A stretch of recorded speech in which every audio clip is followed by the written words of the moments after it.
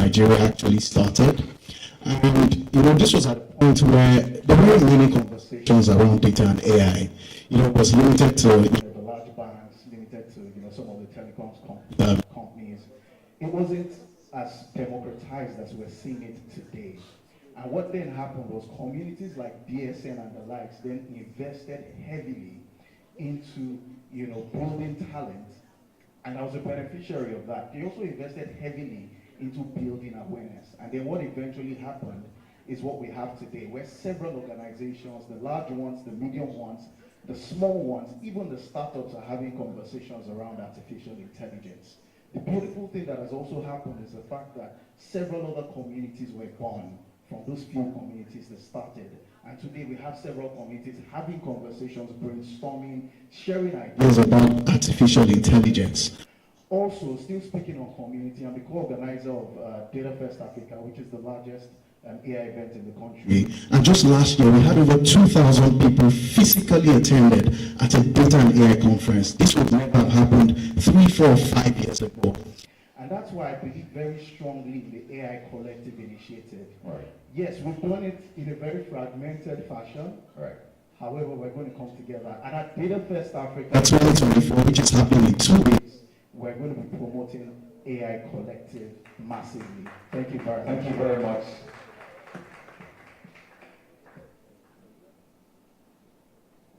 I'm not the bad person here, okay? Don't give me that look. I hate to do this particularly because we went to the same secondary school, university, so we're quite close. So ideally we'll sort ourselves later on. Well, ladies and gentlemen, it is that time we've been waiting for. He has stayed there patiently, listening to everybody here. And I think that is one of the hallmarks of leadership, the ability to listen and take on board all of the ideas. But it's time for us to listen to him as well. This is a cause he's championing, and it's great to see him here as we shape an inclusive AI ecosystem for Nigeria. And talking about none other than the Honorable Minister for Communications, Innovation and Digital Economy. Ladies and gentlemen, it's time for that fireside chat, and it's my honor to invite the moderator for the fireside chat, Mrs. Toyosi Akirile Okushidi, who's the founder of Rise Networks, in conversation with the minister. Let's put our hands together for Mrs. Toyosi Akirile Okushiji as she comes to the stage. She's wearing Nigeria's colors, by the way, so let's wait for her as she walks majestically up. She's wearing green, all green. So ladies and gentlemen, let's appreciate her as she comes on stage. It just shows how big Nigeria is in this conversation. Mrs. Toyosi Akirile Okushiji, she'll be having the fireside chat with the Honorable Minister.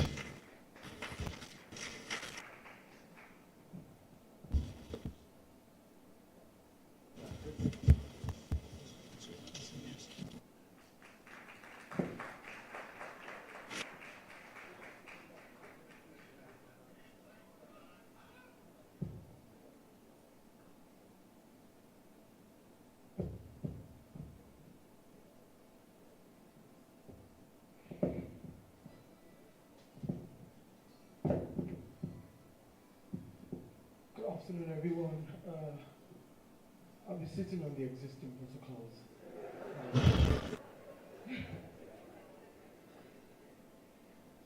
They always say that when men try to disrupt things, they try to do it with their heads, but when women try to, we do it with our hearts.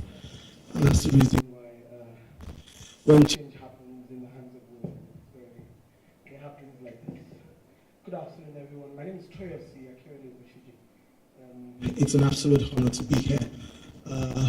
This is going to be a very brief but very important conversation. Please do pay attention. Feel free to hijack the minister on the way out if he doesn't sufficiently address the issues that concern you. But I know that he will. Honorable Minister, good afternoon. How are you feeling today? Very well. Take a deep breath.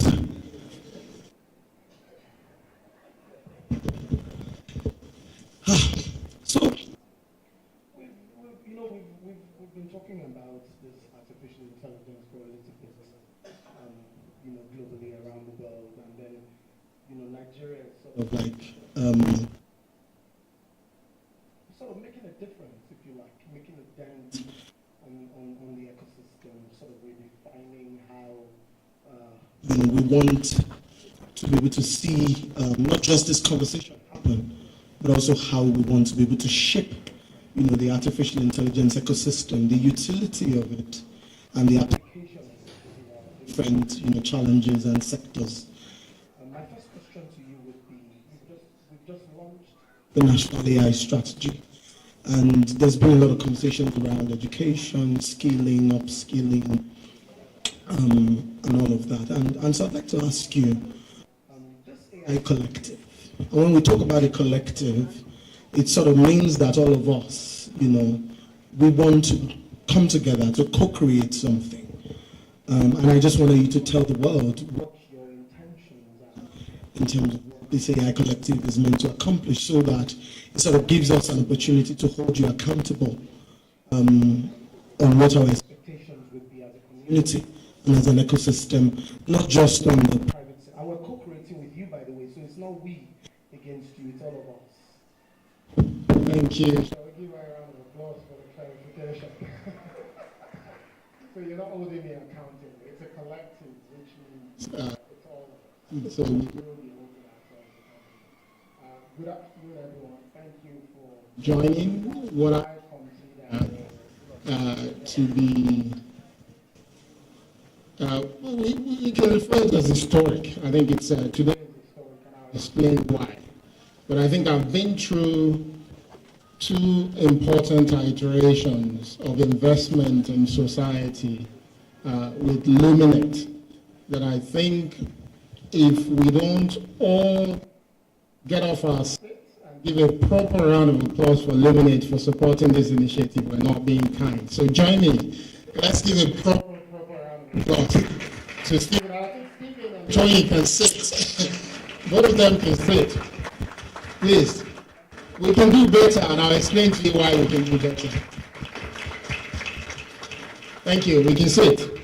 I've seen this fantastic organization perform what I refer to as miracle on the African continent. Many people may not be aware of this, and I always tell this story whenever I get the opportunity. The first generation of technology hubs on the African continent was funded by Omidyar Network. This is now known as Luminate. So for those if you follow the startup ecosystem and the growth of the startup ecosystem, you probably know that the first known tech hub in Africa is high up in Nairobi. I think CCO came about second or third with another one in Cameroon, and CCO was also funded by what is now known as Luminate. And these were the foundational infrastructure for a lot of people who believe in the power of digital technologies to change our society. This is where they went to explore their dreams, to try out new things, and to build. I still remember vividly when a bunch of young people came together at CCO and decided to write the first code for what is now known as Tech About, right there on the floor of CCO. I remember when Iyolu Aboyeji was talking about the fact that we could train young talent in 3 months, and people said it was impossible. Then Tech About wrote an article because everything was happening right there. And that was what gave birth to what is now known as Andela.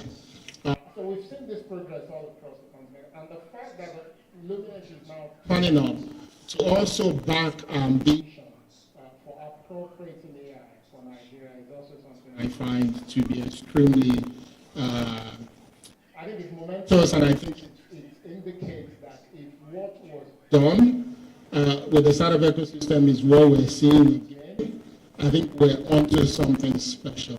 And many people may not know why artificial intelligence is special. I always like to do this exercise. It's very simple.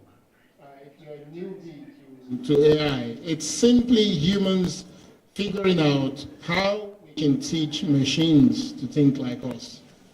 That's simply what it is. So everything that we know, we're able to feed it into machines so the machines can think like us and perform tasks that we can perform. But the exciting thing about this process is that, as you can imagine, what we know as people is a lot, and it's impossible for just one person to actually be able to take in everything, then also apply it. But the exciting because it's machine. So there's no limit to how much data you can feed it, no limit to how much data it can process, no limit to how much models you can also train to help these machines to be able to do things that we can't do. And when you look at it from that perspective, you start to see why it is important for nations, particularly in Africa. You know, as someone who started in economics while growing up as a professional in the development space, one thing we've always struggled with in Africa is the concept of wicked problems. You know, many people may not know this phrase, wicked problems. Wicked problems are problems that when we're trying to address them, the requirement for addressing them is constantly shifting. Right? I had the privilege of doing some work in education, and about 8-10 years ago, the education community will always tell you that Africa was struggling with not enough schools, but also not enough teachers. But if you fast forward to today, even if you build all the schools that you can build on the African continent and train all the teachers, we will still struggle to be able to deliver the learning outcomes that we actually want to see in our schools. Because the way young people want to learn is already changing. The requirement from workplace in terms of the skill set that you should have is also changing as well. So we can't solve that problem the way we were thinking of it 10 years ago. And that's the challenge in Africa. When people talk about artificial intelligence, we see many people say we need to fix hunger, we need to fix insecurity, we need to fix most of these things. Why are you focusing on AI? But the reality,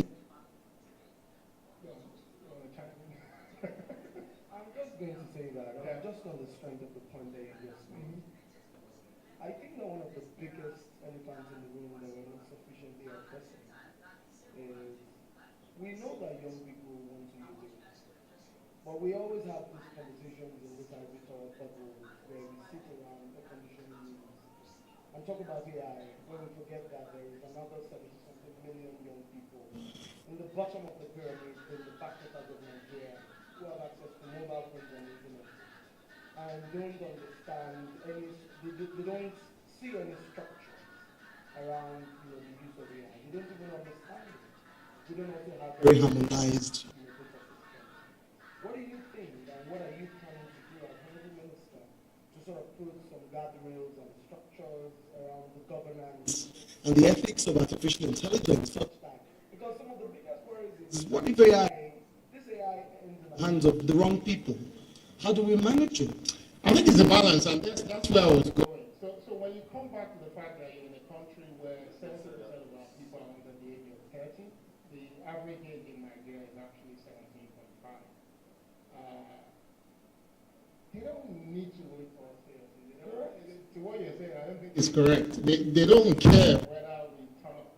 You know, Bayo's been working on data science for years. There are young people all over. That's what I'm saying. So learning. if they're not going to wait for us, We know they're not going to wait, but how do we make sure that we put those sustainable guardrails around the use and the practice of artificial intelligence for those young people who are not going to wait but also don't have the privilege of understanding and the access to the kind of So that's the case we're making here today. It's the case we've made with our national AI strategy. I think there was a video that was meant to be played with kids. And if we watch that video, what you're going to see is the inclusive nature of how the Nigerian AI strategy has been developed. Making AI work for society is not the sole responsibility of government. Right? That's also why AI Collective is extremely important. This is a set of technologies that are evolving really quickly, and many people are not catching up with it. It is why for it to be successful, we need an ecosystem. Right? And that's the role of the AI Collective. Now, government is not just sitting in the corner and coming up with strategy. Now, hopefully, in 2 years' time, people are still not asking this question that you just asked me in terms of what am I doing to ensure, because it's not the sole responsibility of the minister or the government to make it work. In fact, many people in this room, you probably woke up a few days ago to a message from LinkedIn that your data is now being used to train generative AI. Right? In most cases, when we talk about technology, the civil society organization will focus their attention on potential misuse by government. The actual biggest pain point for any society is potential misuse by companies when it comes to artificial intelligence. Which would then take me to my next question, Honorable Minister. Just because we have another event holding here right after hours, and I want to give you the opportunity to be able to do all of this incredible work that she's doing. I sort of feel that, again, aside from this ethical ramifications and the legal issues surrounding AI, perhaps we want to talk a bit about local language models. Nigeria has more than 2,000 languages. Sam Hoffman was in Nigeria last year and mentioned that GPT is being used more in Nigeria more than any other part of the world. And we need to sort of interrogate the kind of data that goes into those sort of platforms. And because, AI is clearly, dependent on data. Data is the foundation of any artificial intelligence. But you want to make sure that, how do we ensure that Nigerian languages are prioritized in terms of how we're beginning to create, some of these AI tools, AI solutions? And I'll give you one more question, so it's a double-barrel question. Right. Now, my next question would be around, you've launched the National AI Strategy. We need to be able to, look at it from the angle of How do we collaborate? How do we facilitate collaboration between the private and the public? Launching the AI Collective. To answer your second question, we didn't launch the AI strategy. Nigeria launched the AI strategy, and you were invited to it as well. So the government didn't launch the AI strategy. That strategy is probably one of the most inclusive on the African continent. And again, I'll implore that if we have the time, we should show the video, if not in the world actually.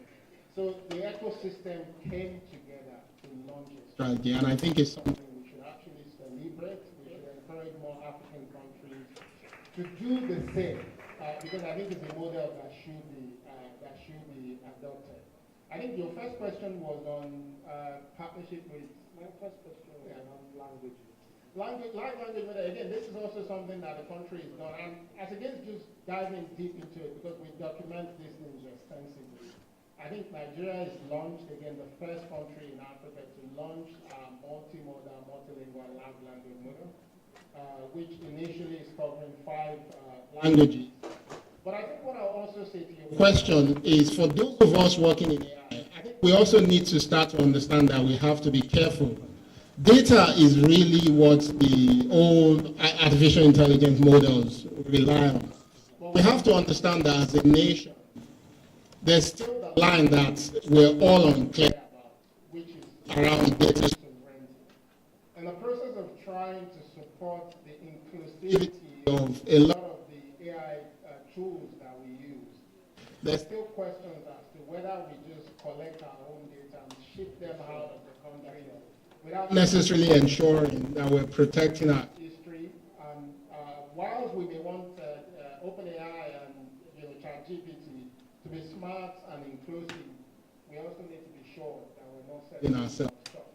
So part of what we're doing within government is ensuring that through the collective we can have proper conversations on what should be the standard for how we continue to digitize our reality and ensure that our reality can contribute into how we train AI models so that these models can serve us. But whilst we're doing that, one thing that is important to take into consideration is that we must also give ourselves the opportunity to actually be part of the development of artificial intelligence. We just don't want to collect data and ship them out. This is why government is prioritizing investment in infrastructure, because if we have our own GPUs, what we can then do is this generation of young people that we have, we can give them the opportunity to build, not control, actually.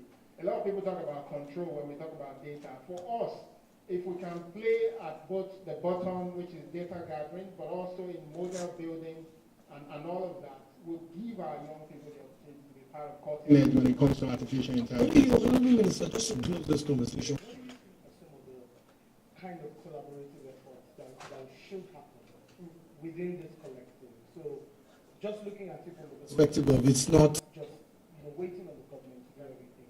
What sort of collaborations are you as on the government side, looking to see amongst, within this ecosystem, and how do you believe that that will facilitate the growth, and development of more of the local AI startups coming out of I think the first thing first is for everyone to be authentic. We all need to be authentic. We shouldn't let funding to guide how we do our work. We need to understand that the knowledge of AI in the country is not where it needs to be.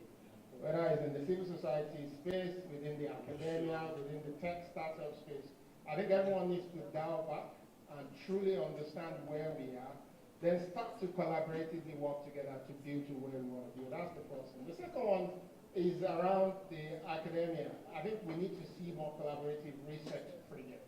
Low-hanging fruit for us will be applications. We may not be doing basic research, but we can put our effort into saying where are the opportunities for us to apply AI really smartly to help raise the level of productivity.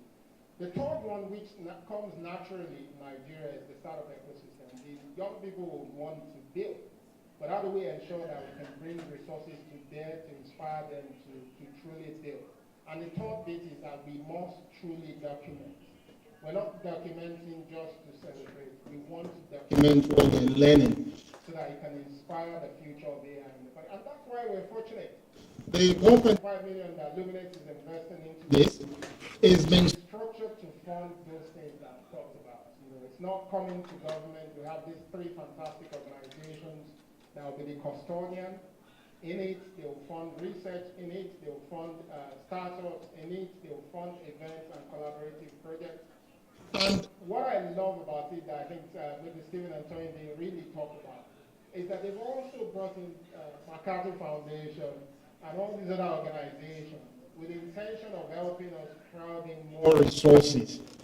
If we do this right, the resources that is available to the country under the collective will only continue to grow, right? Which means there's no limit. And finally, what we're doing on the part of government to ensure that we secure the future of AI is we're now, through what is called the AI Collaborative, which is also part of Luminate, we're looking to design the National AI Trust, which is going to be a very high-level body that will help us ensure that with or without government investment, that we continue to mobilize resources to drive the growth of AI. But of course, government will continue to participate. But we want to ensure that we secure the future of AI. Because this is probably the last thing I'll say before you tell me the time. For a technology that has the potential to influence how you think, what you think, and what you're going to wake up doing, it will be irresponsible for me to be your minister today and not prioritize this technology. I'd remind each and every one of us that about 2 years ago, we didn't know anything about generative AI. GPT popped up and we all started using it. That is what is coming. And it's already here with us. It's already in the technologies and the solutions that you use. But that is not the sole responsibility of the government, your minister, or even NICDA, any organization. It is our collective responsibility to ensure we get it right. Would you give the Honorable Minister a round of applause?